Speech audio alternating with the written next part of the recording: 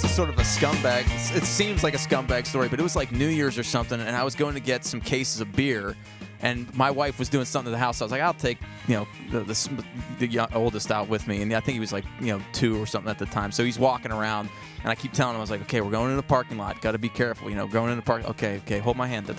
So we go into the beer store. I get 2 cases of beer. I'm walking out with him. I'm like, just stay with me, hold my jacket and everything like that. As soon as I open the door to a crowded parking lot, he starts running. Oh. And immediately I kicked the back of his legs and he fell like just on the sidewalk. And I was like, what are you doing? So I put the beer down.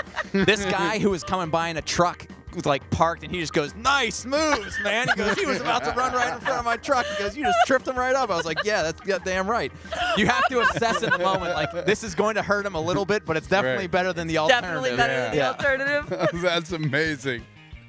Hi, I'm Abby Krisner, and welcome to the Parentcast, episode 3. If you noticed, my cohort, Bill Crawford, is out today because he's sick with the flu. He is in this episode coming up here, but we're going to give him a day to take a knee. Certainly, parents rarely get sick days, so when you can take one, take one. Episode 2, by the way, great success. Thank you guys for checking it out, where we got to speak with a doula, Dina Blumenfield, who is from Shining Light Prenatal. Very appreciative of everybody that reached out on that episode, including educators and organizations that want to get involved with the Parentcast. We certainly want to go in that direction and get as many perspectives as possible. So in the future, we'll have, just an equal amount of fun parent venting and also things that we can learn as we kind of go through this journey together. But I think you guys have started to truly embrace the mission statement here of the podcast. So I am very thankful that you're here with us on this journey. By the way, in addition to being on iHeartRadio, we are also on iTunes and now freshly on Google Play. And if you are looking at my face right now, then you found the video cast at dve.com and 1059thex.com. So welcome, and make sure you subscribe so you don't miss an episode. So talking about different parent perspectives, we have not yet done a dad episode, if you will. Now, of course, Bill is a dad. And so in a lot of these conversations, he's my additional dad perspective. But when I asked him who would he like to have on to kind of bring that in formally to the podcast, he mentioned Jeff Konkle, who a lot of people who listen to DVE will know as Mr. Wednesday. And obviously I know as a mother that I have certain challenges becoming a mother and having children and trying to teach them the ways of the world. But dads have a totally different set of challenges that they have to get through as well. And we were really fortunate to have Jeff on the show so that we could go through those issues and laugh about them quite a bit, because laughter is truly medicine when it comes to parenting. So please enjoy episode 3 with Jeff Konkle.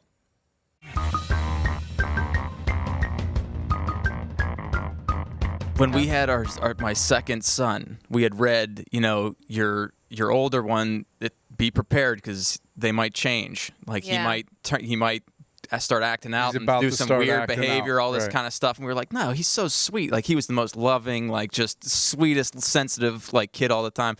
So we go, and the day that my second son was born, we had to drop my oldest up at the in-laws. He stayed up there. The whole birth happens, everything like it's a whole rigmarole. I have to go up to Natrona Heights, pick him up, bring him to the hospital. I introduce him to his younger brother, and he sucks. The oldest he's just a like curmudgeonly, cranky, like mean, dismissive, and my wife starts bawling because she's like, it happened. Right. My sweet little boy has completely changed. It didn't even take more than 1 hour. And then we're driving home, and he's still being a jerk, kicking the seat and everything like that. And I say, hey, what did he have for lunch? And my wife was like, well, I didn't feed him anything. And I was like, well, I didn't feed him anything. And I was like, he just hasn't eaten in 7 hours. So he's just cranky because his blood sugar is completely in a trough right now. So we got him a Go-Gurt, and he was like completely fine after that. Did it change? So again, not hangry. Did it take a while, though, for him to transition and fully accept this new companion? It was relative. I don't think it was. I don't know if we just talked it up a lot or something like that and kind of primed the brother pump. But we never had any, like, he wasn't trying to like set his crib on fire or like anything that you hear. Moments, no, nothing like that so far. But see, now the little one is mobile a little bit. Like, he's starting to walk around, and now I'm starting to see some big brother stuff come out, like. Sabotage. Like little, like he's trying to walk down the hallway, and I see a little hip check into the side, and he's kind of taking toys right when somebody's looking at him. Just like real, like you think you're sly, big brother stuff going on. Oh my God! And it's That's awesome. You have a 4-year-old, and a 1-year-old. Yeah. So there's the 3-year spacing right there. Man, that's tough because now that the 1-year-old's going to be getting into all his toys. Yeah. And kids really are not inherently prone to sharing. They don't like to give up their things. Matter of fact, they want all the things. They want your things. Yes, they want that's everybody's things. Yeah. Things in stores. They just want everything. Well, that's the thing, too, is that, like, you're the youngest, right? Yeah. I'm middle. Oh, you're middle. Okay, I'm sorry. Yeah. Well, you're younger, so you don't have the burden of being the older. You are? I was. Okay. So, see, I see this from the other perspective. So, like, you treat the justice is doled out differently between an older kid and a younger kid because you always expect the older kid should know better. They should know better. But to them, it must seem unfair. Where if we say, go sit in timeout because you just hit your younger brother, now the younger brother can slap him in the face, and we're just like, oh, look at that, he's hitting you. You know, he's like, hey, what the hell's going on here? Like, come on, like, where's the? I need to appeal this sentencing right now. This needs to go to the appellate court. Only the second person in gets the foul. You know what I mean? It's the retaliatory. And I always felt this way as an older brother because then I had a sister too. So I'm older and I'm a boy, so the expectation of physical violence, you know, she'd be able to torture me until I'd snap, and then as soon as I did, punishment was, you know, a multiple of 3. Yeah. Right. And I felt like I was always the one that got caught somehow doing it. She was a lot sneakier. Because you should know better. Right, exactly. I should have known better. Me and my sister fought a lot, and she's pretty close in age, like 18 months. Yeah. And so she would just tag along. Everything I did, "Hey, take your sister. Go ahead, take your sister." And I was just like so annoyed by her, and we would just butt heads, and she could talk, you know, so she'd start chirping, and I'd just be like, we would go at it. And one time I came up behind her and like grabbed her in a chokehold and like just fell back on my back. Apropos of nothing, or like no, I had no instigated. idea what it was about, and she threw a hairdryer at me, and I ducked, and it broke the window, and we both ran out of the house and was like, now we're like best friends, you know, we're very close, but growing up it was always like a tumultuous thing for me because I had to fight for her, you know, especially like in high school. She was she was pretty, and so like guys would be like, "Can I date your sister?" And I'd be like, "You're not dating my sister." And so I fear for that, but you know, raising siblings, I'm always trying to teach them like, it's you guys versus the world, not each other. Right. And I get like to a certain extent like steel sharpens steel. Like we got to do some Oklahomas here. Like we got to get you girls tough for the world. That's you true. know. But it can't be so overt that it's like you really don't like each other. Yeah. Well, see, that's what my wife's like, well, maybe we should have like a third kid because she's like, I feel like, you know, when tragic stuff happens, it's always good to have a broader network. You know, like if a parent dies or something like that, you can dole out responsibilities. And now this is how practical we are with this type of approach. But I also said, I was like, well, you know, there are plenty of examples of brothers and sisters hating each other and not getting along, and just adding one more to the mix isn't necessarily going to make that a tighter, more efficient group. Like it could completely upset the balance, and like everyone could hate each other then. All of Kennedy's stuff is Emma's, and they're at this weird age where they're 10 and 7, and now they all play with the same stuff. Like they're obsessed right now with LOL dolls. And they both buy them, and it's like, well, they don't buy anything, but I buy them, and they both play with them all the time, and so that's kind of cool.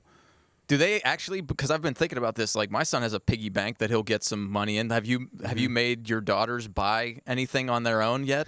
Yeah, they have. I'm trying to teach them to save. Is what I'm trying to do now. Because if they get $5, they want to go to the store and get something with it. And so I'm trying to teach them to save. But yeah, I mean, so you're trying to squelch that joy out of them real quick and get the practicality and put it in a Roth IRA. Yeah, and I'm trying to adjust their. You can take the disbursements when you're 55. I'm trying to adjust their ideas for compensation because they have like a crazy hourly wage, and I'm like, you guys are cheap labor. Like, I am not paying you more than $1 for a chore, and then you can rack up to $5 in a day. But my daughter is asking me, hey, if I rake the yard a little bit, can you give me $20? And I'm like, $20? Rake the yard a little bit. A little bit. You gotta bag those babies and put them out curbside. I wanted some edging done. I want the grass cut. No subcontractors, just you. I want mulch. Yeah. Mulch has to be involved. That's why my dad always said much. that he had kids, was because he goes, my knees were going and I wasn't mowing that lawn. I was like, that's why you had kids? He's like, yeah, pretty much. That was my 10-year plan. It is incredible when you think about how kids used to be. Kids were a labor force. It was a retirement program. Right. And now, like, they are just a money pit. Like, you have a Forever. kid, and you're going to be paying for them for your whole life. I'm 30, about to be 35. I'm gainfully employed. And my mom the other day was just like, here's $20. Just go get some lunch somewhere. And I was like, and normally, like, that would be offensive as a man. Right. Like, if you were back in the 1800s, you'd slap that away and be like, I don't need your pity. That kind of thing. But I just be like, thanks, Mom. Do. My mother-in-law does that more than anybody. She calls it tuck away money. And she kind of gives it to me, like, to not tell my husband. Like, she kind of she says, it's just tuck away money. Just see what you need. Is it a $2 bill? No, it's $20. Whoa. It's a $20 tuck away. And I'm like, okay, I'm going to tuck this away right now. See, my mom, when she was raised with her parents kind of doing that type of same thing. And she's just like, honor goes out the window. She goes, if it's free money, what are you doing? Take the free money. She goes, I'm giving you free money. What you're going to put up a fight over this? Like, is your pride that, like, fragile that you can't take $20 from your mom? I was like, well, yeah, that's a good point. I'll go get lunch. I'm fine with that. Yeah. You actually mentioned your dad saying, why we decided to have kids, whether it was the free labor or not. And I'd be interested to know, like, at what point you decided that you did want to have kids, and, like, how much of it was a planned, cohesive effort and how much of it was like, let's see what happens. No, Jeff is not a let's see what happens kind of guy. No. He's very methodical. Yeah, that's right. Most of things have been, and that's because my wife is even more like planned out, type thing than me. I think that most guys, very, very, very few guys are the ones saying we should have a baby right now.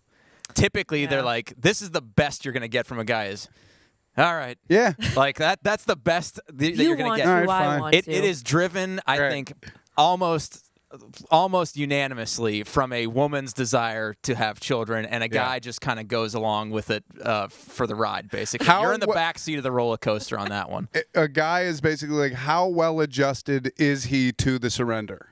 Right. Like, how nicely will he wave the white flag? Right. Well, I feel like, but some of that is out of respect, I would hope, because ultimately the physical components of having a child largely bear on the female. Right. So it's like, it's kind of, it would be an odd thing for you to, like, really push somebody. That's right. I'm volunteering you for a 9-month biology experiment right now. Right. We come to the table as a subordinate. Like, we know that we don't know what we don't know.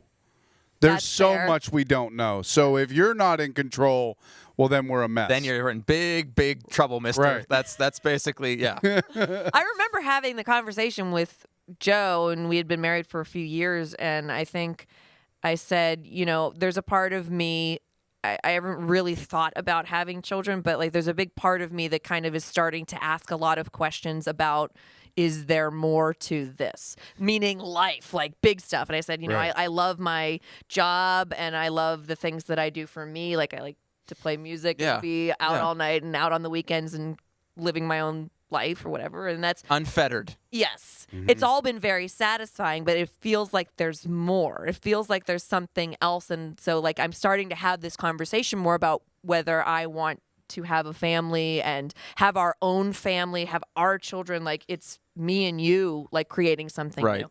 And I don't remember him giving me any kind of like whatever you want, man. But it was a little more of like I maybe have never felt like mature enough or stable enough to have a baby, so I've never thought about it. But with you, I would think about it.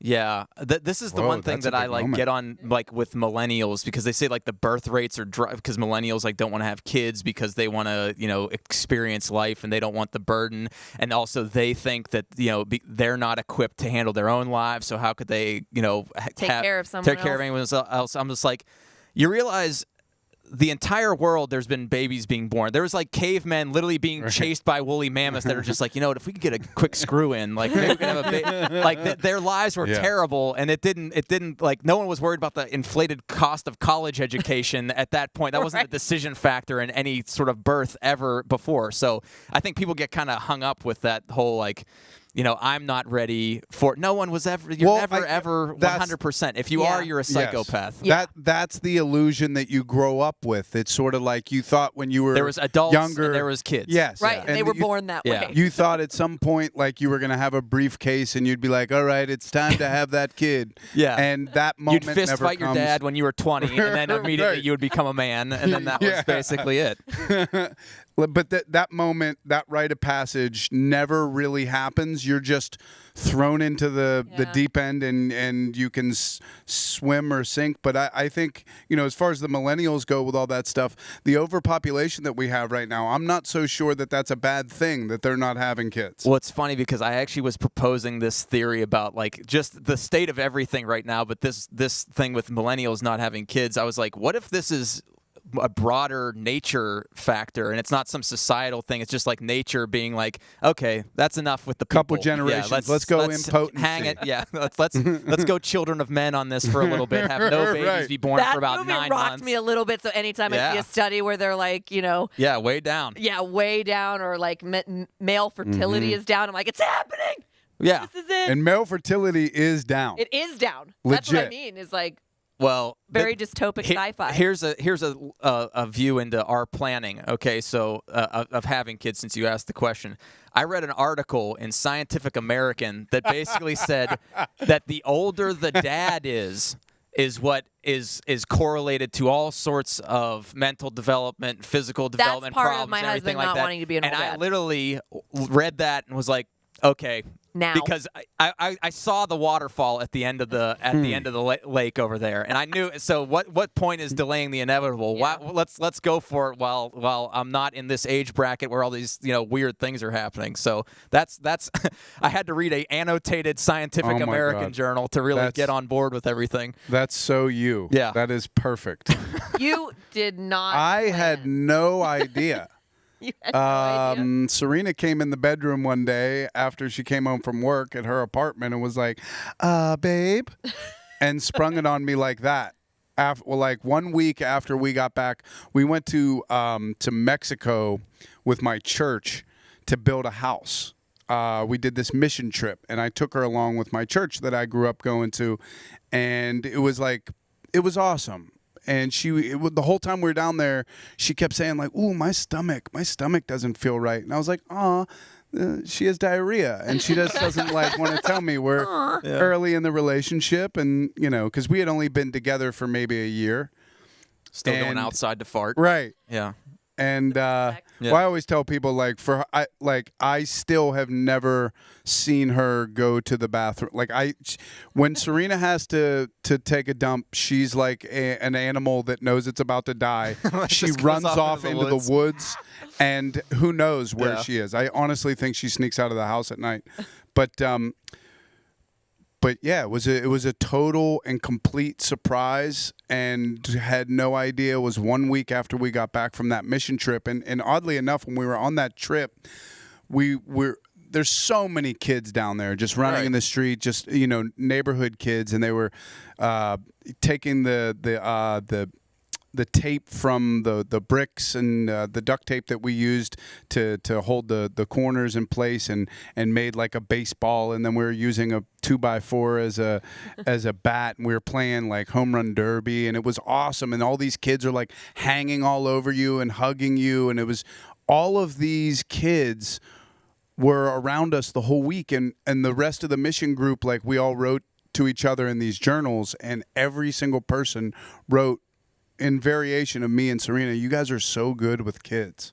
And so it was like this kind weird. of like really kind of clairvoyant moment. Yeah. Cosmic. Yeah. And so when we started the journey, totally surprised. Wow. And so it was kind of like a learn on the job kind of training, It which always has pretty is. much been my life. Right. Everything I do is like, Whoop, gotta figure out here how we to go. do It this. can be shocking because I remember we had like a pregnancy scare like a little bit beforehand, scare. And I remember I took it really hard. Like, I'm the kind of guy that I can find symbolism in basically anything. Like, I'm very, it's annoying, really. Like, I'm just like, this means something. This that is an kind of thing. allegory, isn't it? And I was going to do a comedy show, and usually I wanted to get amped up for it, so I grab a Mountain Dew. And at the time, I used to have two kinds of Mountain Dew. I'd have green Mountain Dew and red Mountain Dew at my house, and I wanted a red Code Mountain red. Dew for the ride up. So I'm in the car. My wife just gives me this notice. And I was like, well, I still have to go to this comedy show, but we'll talk about it later. Like, it's fine. I get in the car, and I'm drinking. I realize a green Mountain Dew, not the red one. And I almost started crying right there. I was like, how am I going to take care of a kid if I can't even figure out which Mountain Dew I'm supposed to grab? I was like, I'm extrapolating that out into, like, he'll never get into college. I was like, what kind of father am I going to be? I have no attention to detail whatsoever. But it was all just, like, way too overwhelming.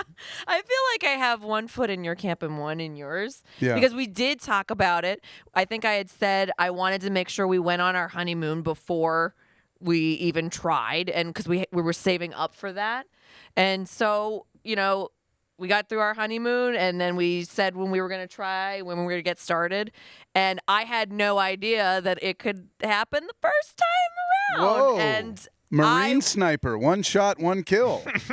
And I was trying to go with the flow on the actual pregnancy part of it, like getting pregnant, because I was like, I'm going to take the prenatals. I'm going to still keep a healthy diet because that's what I do. But I'm also going to stay relaxed. That means I'm going to drink when I want to drink, and I'm going to hang out, and I'm going to go to concerts. I'm still going to live my life, and we're just going to treat this like we're dating again for like however long this takes or whatever.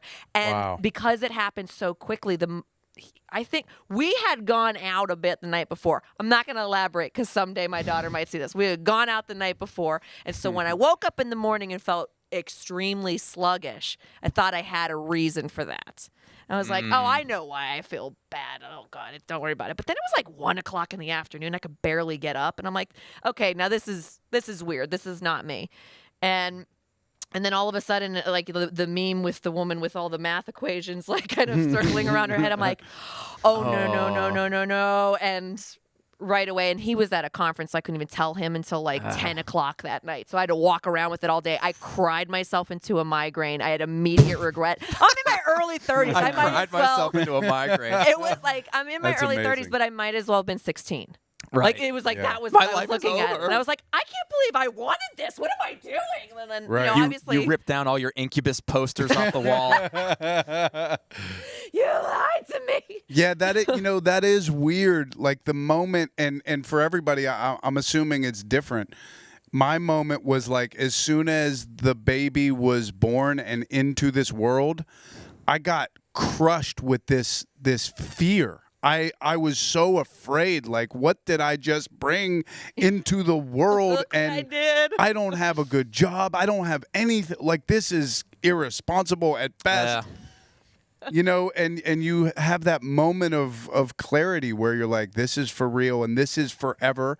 And I think before that, I don't know if I ever had that concept in my head. I always talk about it in my act, but like before that, I was just somebody's kid, somebody's brother, but I wasn't. The next thing hadn't happened yet. You hadn't leveled up on your Pokemon card Right. yet. Yeah, that's true. My buddy, he just had a kid, and I said, how'd it go? And he goes, well, sitting with him last night, and he was like 3 days old. He goes, Had full ego death, and I was like, "Wow, that's a productive night for you." Wow. Just did full ego death, huh? He's like, "Yeah, I just realized that there's no me and there's only we, and then the we extrapolates to all the Earth." And I was like, "Wow, that must have been a hell of a kombucha that you had that night or something." I don't know. You took acid, yeah, and that's cool. But it is sort of true that you do. I actually think this can cause problems in a relationship. Is that once you have a family, you do become a we, but it's still a group of individuals. Right. Like that's what I always try to do with my wife. Is I was like, I think sometimes like I will block her in with the family. So when we're doing things for the family, I feel like, okay, well, there's a credit for her because we did something for the family, and that's in that bulk group. Right. But it's not true. You have to do things for the kids, for the family, and then for your spouse or whoever. You have to keep those things separate. A lot of the times that gets conflated. Yeah. Oh my God, I do so much for because you, it's taking and then up your time. One or the other will name all the things that they do for the kids. Right. Yeah. And it's like, no, those credits don't transfer. Right. Exactly.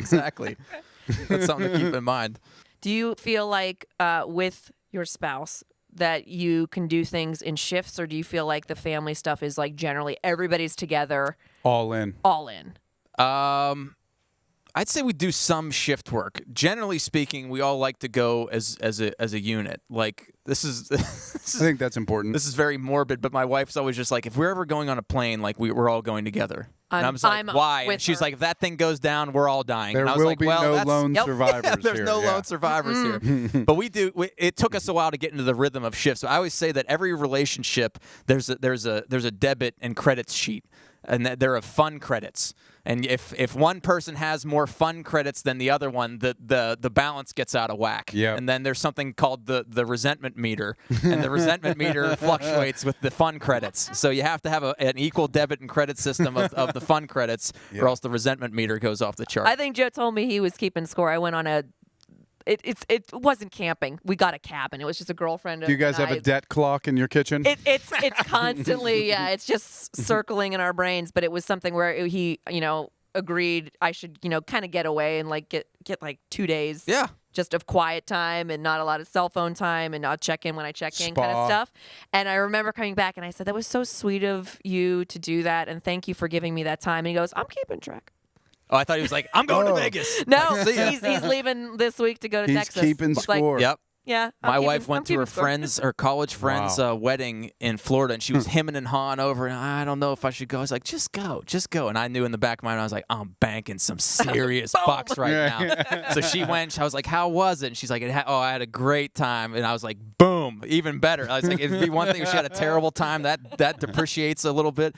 And then like the next month, my buddy was getting married in Florida. I was like, guess I'm going. And she's like, God damn you. Like, I have no argument whatsoever to say. See, I always wanted to keep score, but Serena was never big with that. I always try to tell people like any good deed that I did for her was like an open container of guacamole. Like it was going bad while it was going on. Like I got no mileage out of anything. It was the best. The exchange rate sucked, and so I'd like try these crazy things, and it did not fill her tank in the way that I had hoped it would. We had to have a lot of check-ins almost where, I would say like, I know that I'm projecting some Mother Earth realness right now, but I don't know what I'm doing. So when you walk in a room and you leave it before you've asked me if I need anything, like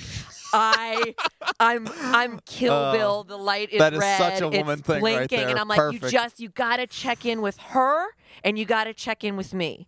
So before you leave the room, does Edie need anything? Does Abby need anything? No. Then I can go play guitar. Then I can go do something I have come to the realization, I think, that women actually have telepathy. Yeah. They actually can communicate. That's how high their emotional function is. They actually they feel like they can read thoughts and they can feel the thoughts of others. Men are dead to that whatsoever. Right. And it frustrates women because you're like, why didn't you pick up? I blinked at you twice. Right. And you ignored me. I was like, don't I get didn't those know that you were frequencies. supposed to do that. Right.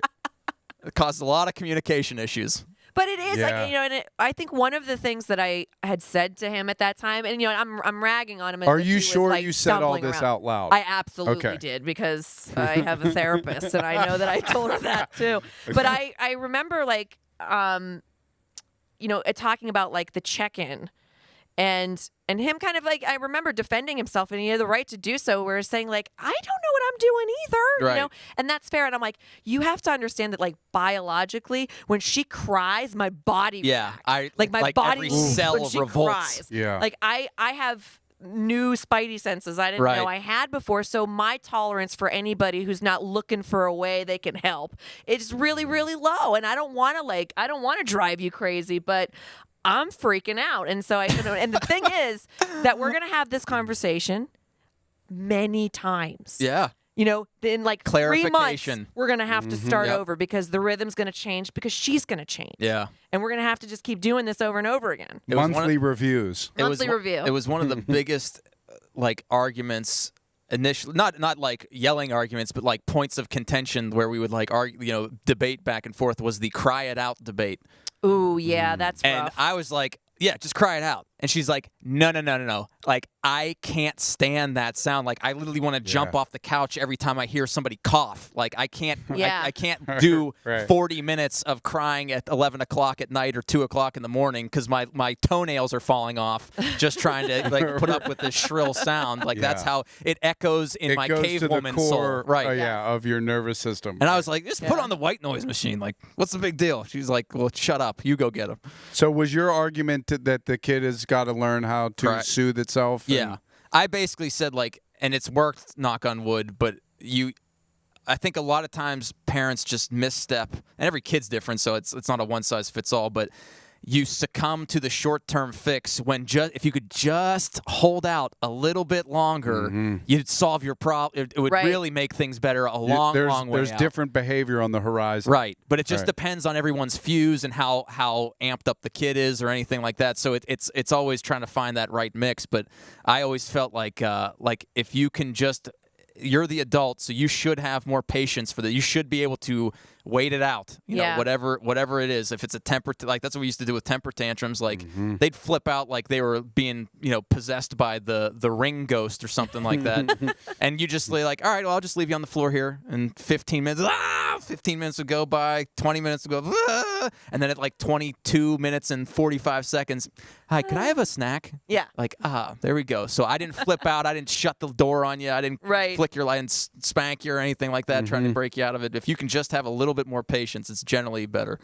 I mean, speaking of your spidey sense, like that is for real. I think so. Yeah. Serena could never, I don't remember her needing utter darkness and total silence before the kids. And she can hear a gnat fart on the moon. Like after kids, there was not a noise in the house that she couldn't pick up on. Right. It was like our house became that My Cousin Vinny scene where every morning it's either like pigs squealing or trains or an owl, but with just like our furnace kicking on. Yeah. Would wake her up. Well, the thing is, though, is that because there's so much noise initially, you get conditioned to it, and it sort of becomes like your cell phone, your phantom vibrations of your cell phone in your You're hearing pocket. Like phantom cries. everything you just associate with it. You could hear a door creaking or the ice maker come on in the refrigerator, and it kind of sounds like a... You're like, what is that? Tuberculosis? Like, immediately you go on full tilt, like 100% awareness level. Yeah. You brought up tantrums, which I always love finding out what the dynamic is between parents in how they deal with tantrums. I know in our case, I am default disciplinarian because I love her so much and she's in my bones. Right. And I'm not buying any of this BS right now. I'm like, I know you better than you know you, and you're full of it right now. And he's a lot more patient, willing to like work through something with her and speak to her about it. And 6 of one, half dozen of the other, which approach is better, how it works. And I'm wondering how it works in your family. Well, it also, I would bet that it depends on the gender because there's a closer connection between dads and daughters and a closer connection between sons and moms. Maybe it's because you can relate because you are of the same gender. Like, I think that's worth it. You just said, like, I know you and I know my sons, and when they're doing that, I'm just like, get the hell out of here. Like, you're fine. Now, my wife maybe doesn't understand what's going on with them or doesn't see herself in them or something like that, and is a little bit more quick to jump in type of thing. But that's what I feel like. That's a big like sticking point, is that if you have less sympathy for a progeny of your own gender, generally speaking, I think. Yes. And it's magnified by 2 if it's crisscrossed the other way. Yes. Yeah, that theory bears out because I'm the disciplinarian with the girls, and as much as like I want to be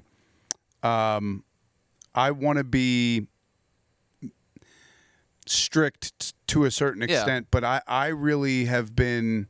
I see a lot of myself in them, and I have tried to be like very understanding, because when you're dealing with girls, it's a little different. It's just you can't always come with a resolution, because for a guy, it's like you dismiss behavior out of hand, or you want to get to the resolution. Like, what is the solution to this problem? And with girls, sometimes they just want to get their feelings out, and there is no real need for resolution. I think that's probably applies a little bit to everybody, especially kids. Like, my son was having some behavior issues in daycare, and he's still 3. He's about to be 4, but like, we were grilling him on the way back. We were like, well, why did you do that? And he's like, I don't know. And I was like, you don't tell me you don't know. But then I started thinking, I was like, he doesn't know. He doesn't know why he's doing this. He's not like, well, Dad, I was pushing him because I'm really feeling a lot of stress because there's this big Christmas thing coming up. I don't like singing. And anyway, Carl, he was saying something to me. He took my dump truck. I know it was wrong. Like, I'm not expecting him to be able to, elucidate me on these types of internal issues that he's having. So when he says he doesn't know why he did it. He just does it.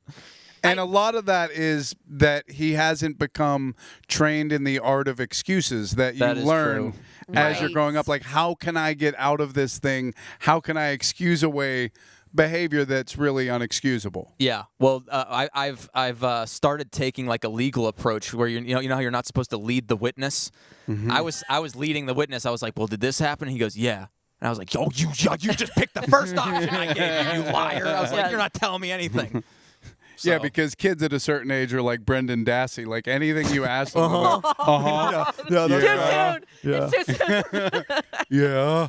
No, and then what did you do? I lead the witness a lot, which is good. And little girls, again, you might have to light me on little boys too, but like, much easier time having her articulate some feelings. So you get like kind of like she's being a jerk, and then I can get to be like, Edie, do you feel sick? She can look at me and no. Do you feel sad? Yes. Yeah. And then it starts to be like, okay, right. Let's break it down. But see, like, I feel like if they get results from that sad answer, then that's going to be their go-to. Well, she does it because and you kind of alluded to it with the crying it out. Like, you can kind of tell when they're not, like, the emphatic cry of distress of I've woken up from a nightmare and I need you now is different than the where you're like, stop it. Right. Like, did you ever have night terrors? Like girls had night we're terrors. still getting them actually kind of frequently. And that flipped me out the first time around because they're up but they're not up. Their eyes are open and you're just like, what is going on? I'm like trying to get my wife and be like, do we have any wooden stakes or like garlic in the house that we need to exercise? Whatever's going on. The first time she really had a night terror, it was a couple days after she had fallen down a hillside in our neighborhood. And it was like, it's a newer neighborhood, so it's a lot of dirt and rocks and everything. And she was on like a little like bouncy castle thing and fell out of it all the way down the hill, which I've never moved. This sounds insane. Faster in my life. Yeah, I'll bet. So, it was, obviously stressful and everything, but more so for me because I don't think I slept for a day, at least like that whole evening. I was up because I couldn't stop thinking about it. But then we started the night terror thing started happening like in that week, and all I kept thinking like, it's the hillside. She'll be scared of bouncy houses from here on out. She's gonna see a bouncy house and pee her pants. But everybody has that though. Everybody has had some experience where you have to come face to face with, oh no, I've I'm the reason my kid got crazy hurt, or one night when we just first had the baby, Serena and I would sleep in the bed and the baby was in the middle, which you're not supposed to do. Yeah. And for good reason. Yes, She got up to go to the bathroom, and Kennedy rolled out of the bed and was pinned in between our nightstand and our bed, and her head was like cricked up, and I was like, oh no, the baby's stuck. And I hopped up and had no idea how to get her out of there. She was just stuck. And it was like, oh no, we broke our baby. We broke the baby. And she came back and ran into the room and just, knew what to do and got the baby. And that happened a couple more times. And then we were like, you know what? We should get a bassinet. We should spray. You have to have those really reflexes. I was coming. This is sort of a scumbag. It seems like a scumbag story, but it was like New Year's or something, and I was going to get some cases of beer, and my wife was doing something to the house. I was like, I'll take the oldest out with me, and I think he was 2 or something at the time. So he's walking around, and I keep telling him, I was like, okay, we're going in the parking lot. Got to be careful, going in the park. Okay, hold my hand. So we go into the beer store. I get 2 cases of beer. I'm walking out with him. I'm like, just stay with me. Hold my jacket and everything like that. As soon as I open the door to a crowded parking lot, he starts running, and immediately I kicked the back of his legs, and he fell just on the sidewalk. And I was like, "What are you doing?" So I put the beer down. This guy who was coming by in a truck was parked, and he just goes, "Nice moves, man." He goes, "He was about to run right in front of my truck." He goes, "You just tripped him right up." I was like, "Yeah, that's goddamn right." You have to assess in the moment, this is going to hurt him a little bit, but it's definitely better than the alternative. Definitely better than the alternative. That's amazing. That is a wrap on episode 3 of the Parentcast. And our thanks again to Jeff Konkle, who, again, you can, of course, catch his stand-up, but you can hear him every Wednesday on DVE in the mornings with Bill, who will be back with me next week. It's Abby. You can catch me on the X 6 to 10, Monday through Friday, or hit me up anytime at Abby on the X. You can hit up Bill at DVE, Bill Crawford. Now, next week's episode, we're going to shift gears a bit because it's a little more of a science-y episode, if you will. We are going to get down to behavior. I have a toddler. This is an episode I was very excited to do and get a professional in here with a lot of education, somebody that not only uses these practices with their own children, but actually has a center where they work with kids with a significant amount of need. So we have Dr. Rachel Kittenbrink. She's the founder of Pittsburgh Behavioral Services, and she is going to be on the podcast next week. So looking forward to that one. Again, anybody with a toddler and older, quite frankly, could certainly benefit from learning best practices when it comes to getting those kids to maybe listen to you.